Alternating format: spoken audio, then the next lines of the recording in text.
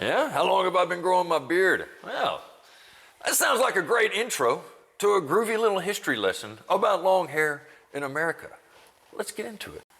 There's a lot of Americans that have heard the story of the Native Americans that were supposedly tested during Vietnam, and their tracking abilities were tested, and they were tested with and without their hair. A lot of you have heard this story. It got real popular around 2010. So I actually did some research on that. Came to find out that it's completely false. There was never any operation, official or unofficial. It's pure mythology. There was never an operation where they tested the use of the American Indians, with and without their hair.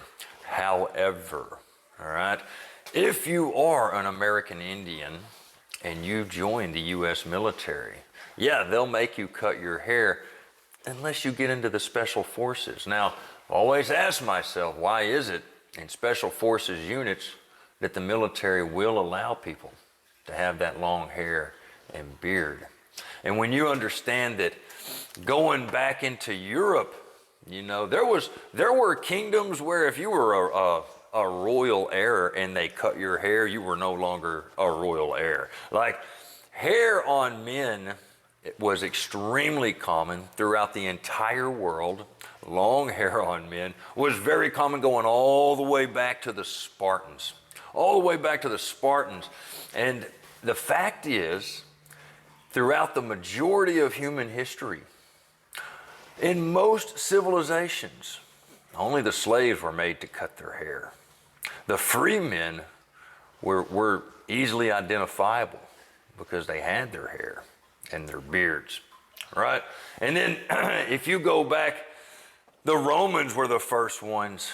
Julius Caesar was the first one to make everybody cut their hairs, and it was so he could identify his troops so that they wouldn't look like the ones that they were fighting. Now, he literally gave everyone a haircut to make it easier to identify one another on the battlefield. If you fast forward to the United States, we didn't start cutting people's hair until trench warfare, World War I.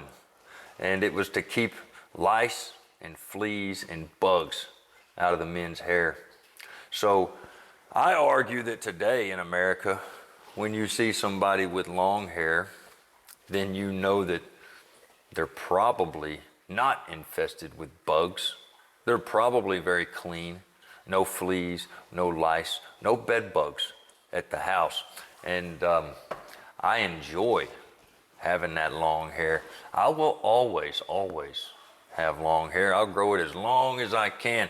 And not everybody can grow a long beard. I've known a lot of men grow their hair for years and years, and it never get more than a few inches long. And so for me, in a year, I can get a beard almost this long. And so I imagine in another year, if it continues to get longer, man, it might be down to my waist. So, hey, y'all have a great day. I hope you enjoyed this little history on hair. Peace and love. I'm out.